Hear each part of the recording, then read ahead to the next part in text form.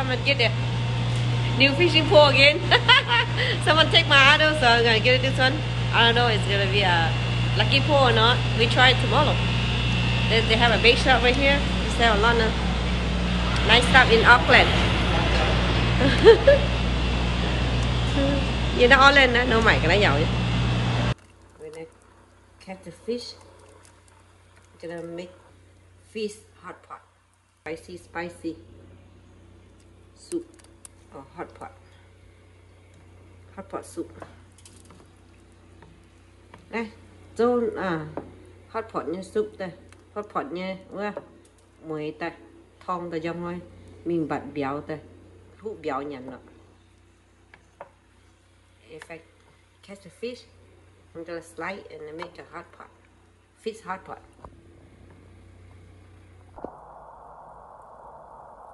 New Melones again. Now we're gonna do hot pot, fish hot pot.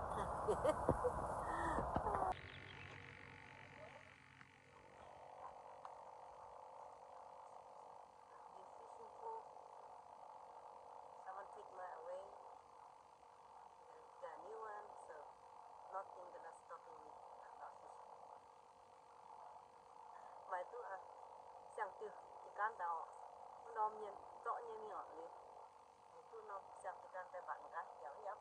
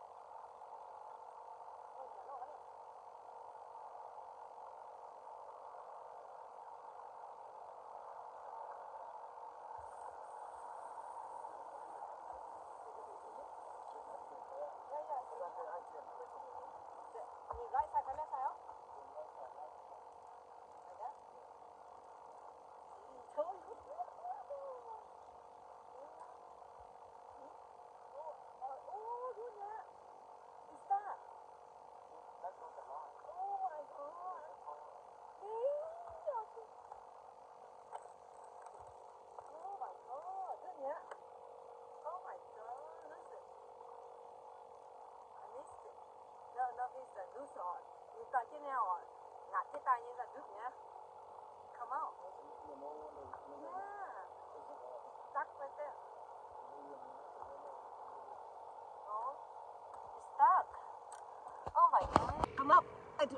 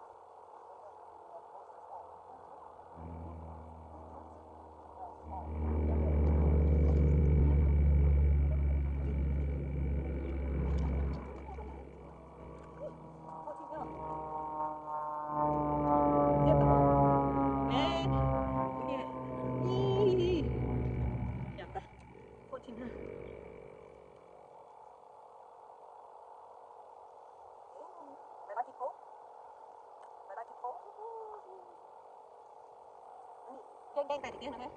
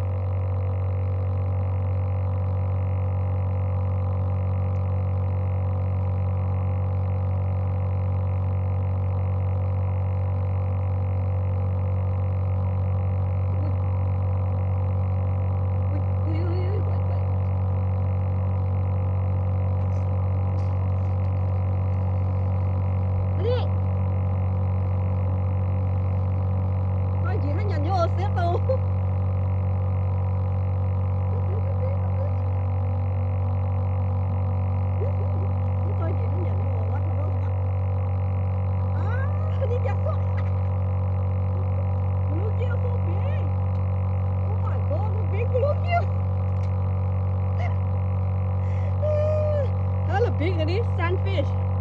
Sunfish, look at it, so big. Oh my god. I thought it was a black bass.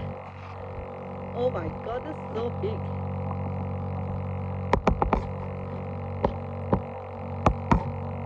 Rồi chỉ bị hơi nhẹ. Cái big bluegill.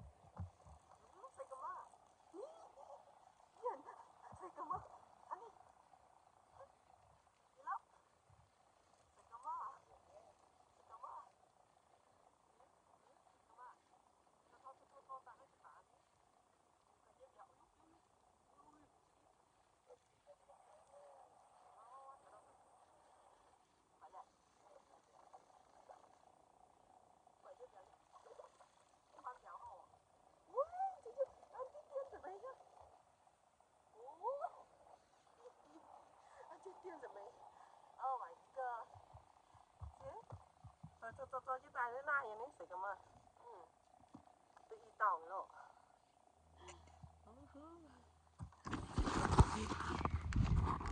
Nè, but the sweet tong oh, you have to move around. Move around.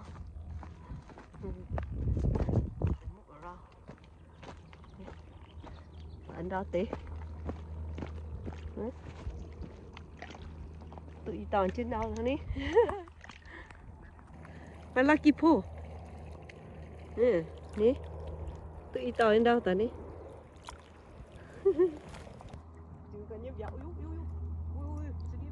Chấp nhận nó thì làm biểu lô mấy cái này mà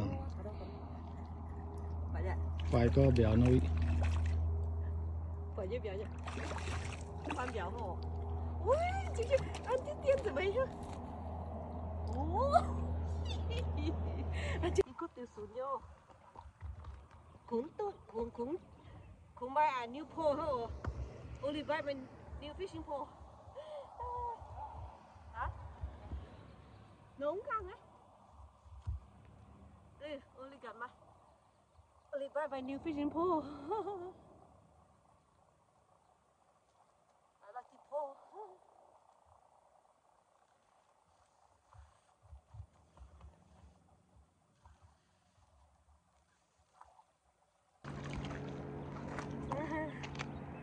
really beautiful day today.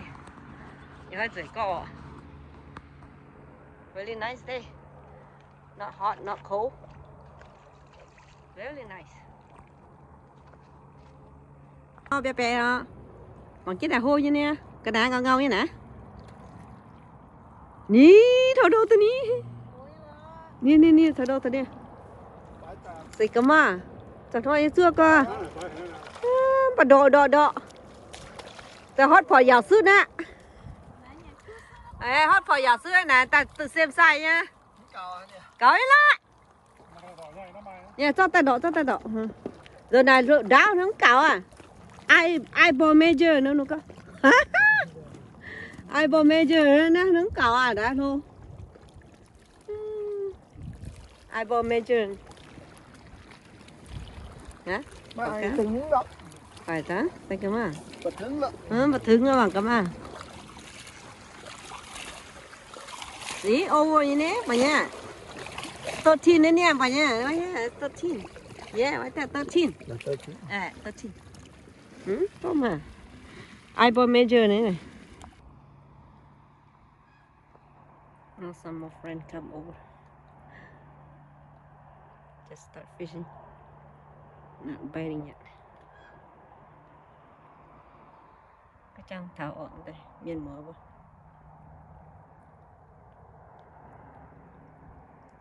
Kinh nhỉ.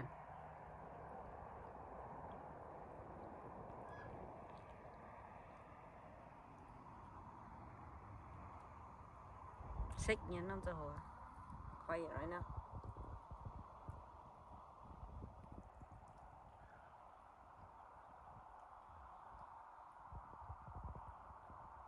So nice, so beautiful. Lung quải lung rồi có á. Nhựa chiêu chiêu nữa.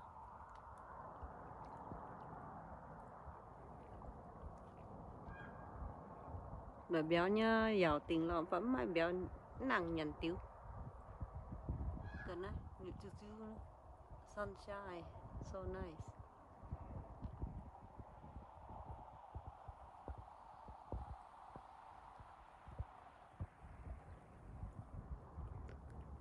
Good, that tree last time we cooking in here. Now the water all the way up here. Chẳng we were bôi béo nhảy nó đèn này. Chẳng cái nào quăng thằng này rồi.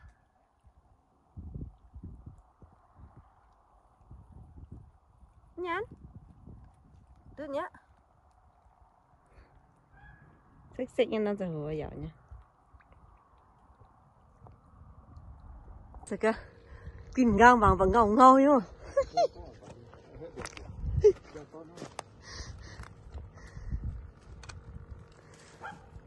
Thế hóa thế. Yeah. Ban béo hả nào? But still 13. What? But still.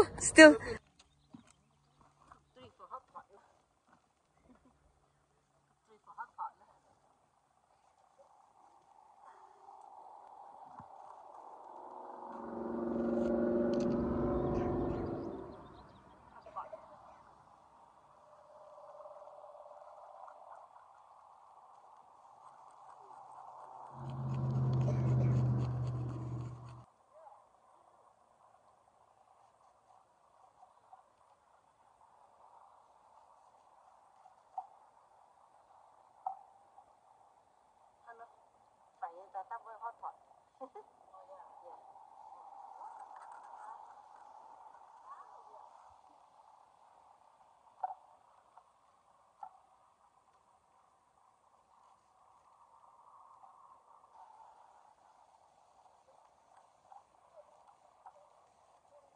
Phải lên nè, meat nè, giờ hotpot nè, nè,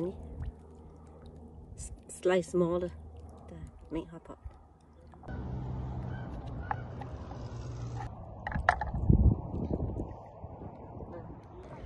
Ta thấy bài béo.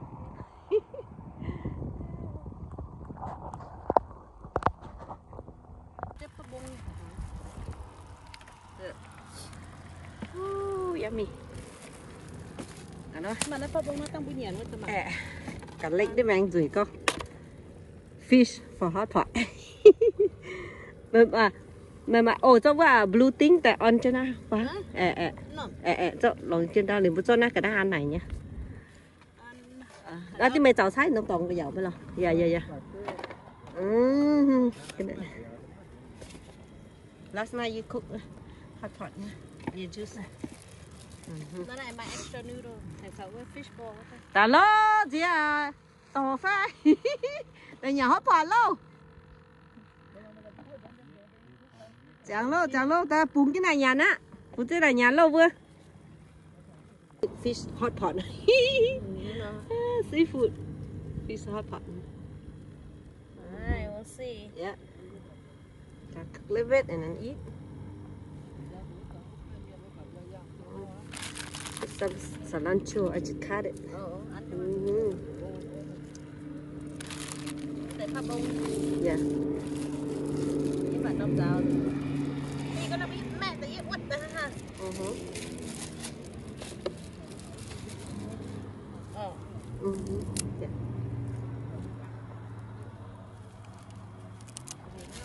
Yeah. Xong quý gì? Xong quý gì? There you go. nha. Rồi hai người hỏi là sụp bét ngàn rồi. Yeah, so chắc. Quật ngàn rồi như hỏi nó biết nữa tại. Mày phun suốt nhá, Quân. Mày là tố. Ok. Con rồi nó. Eat by the lake đó.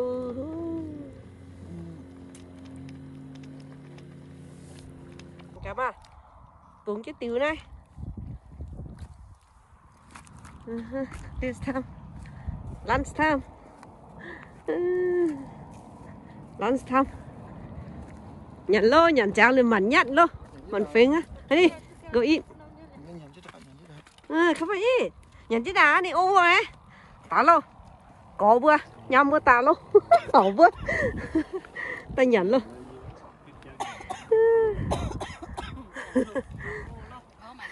Tả lô. Một cái đó. Để gọn như cút sự luôn nè. Tiện té nè.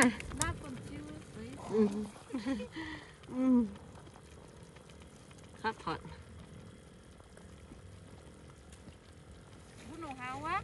Okay, yeah. Tại nó đó. Vậy na Melones na nhà nó.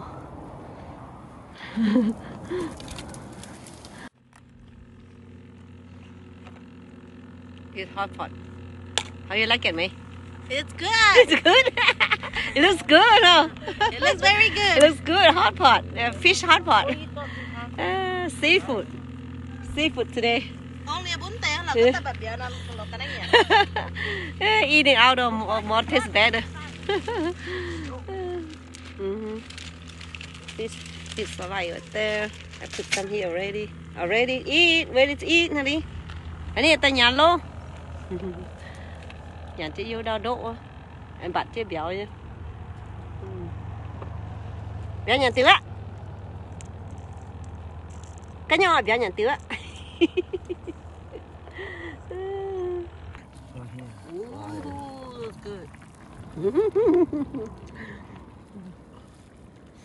Ở nhà lo ăn luôn bố à.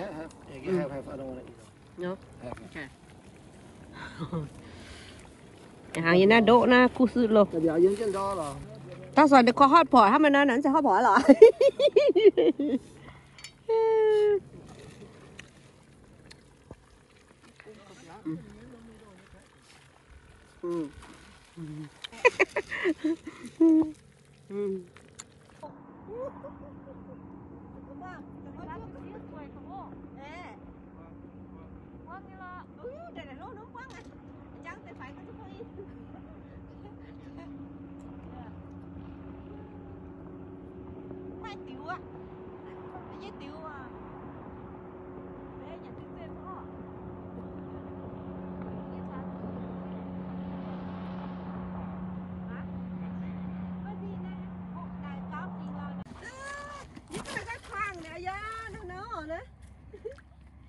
Nó chạy zoom đi. Cổ do nó. Vậy cái này.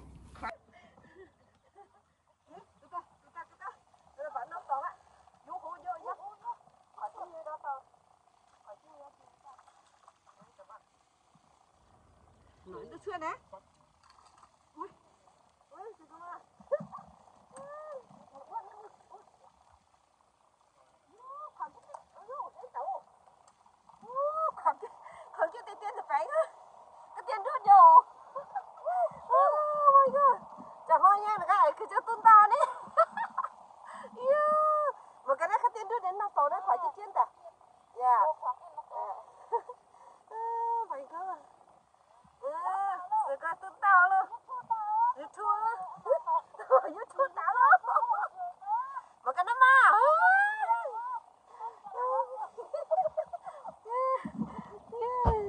Chẳng hạn như này, phỉnh cái tuôn tao hơn đi. Mà các bạn ồ, vứt cái tay phỉnh chứ ạ. Tổ à, mua phỉnh chứ nè. Tổ gì phỉnh chứ nè. Phỉnh chứ nè. Cho cái tuôn tao nó hoang hả ồ. Có phỉnh chứ đâu ạ. Giờ phải bao bồn đâu nè. Ở trong một muôn như mình phỉnh tụ. Nó sao kia. Say come on. Hey.